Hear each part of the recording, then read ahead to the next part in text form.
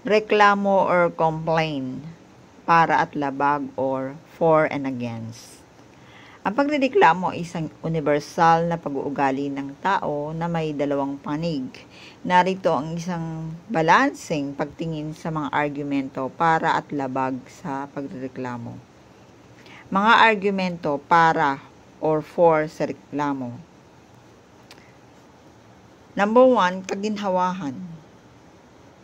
Ang pagrereklamo ay maaaring maging isang therapeutic outlet para sa pagpapahayag ng frustration, galit, or pagkadismaya.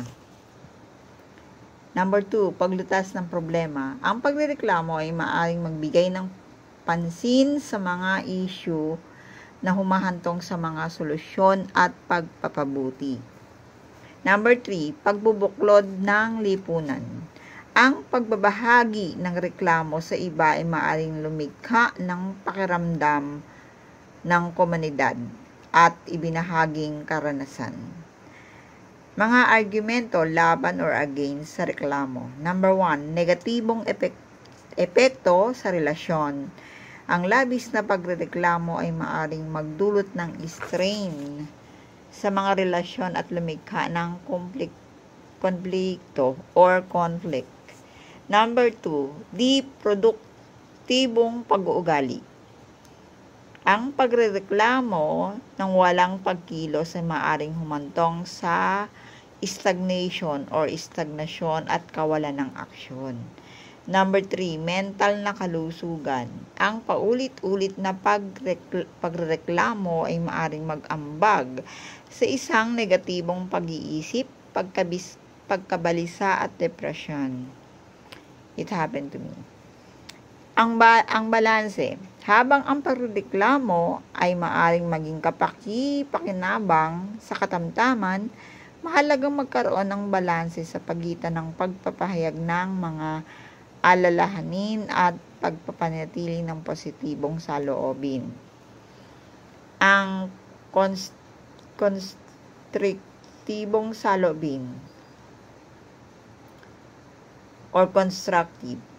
Ang konstruktibong reklamo na nakatuon sa paghahanap ng mga solusyon kaysa sa pagmumura lamang ay maaaring maging epektibo.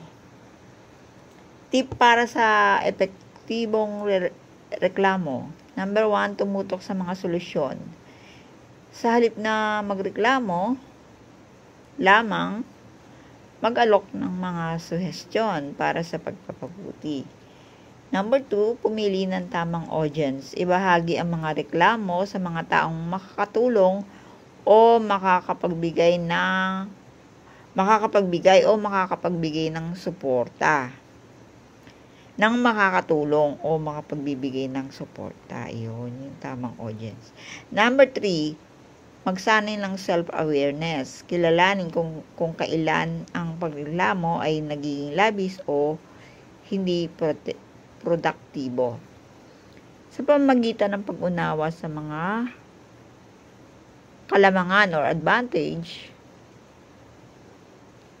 at kahinaan ng pagrereklamo, maaari natin gamitin ang pag-uugali na ito sa ating kalamangan o advantage na nagtataguyod at pagpapanatili ng malusog na relasyon.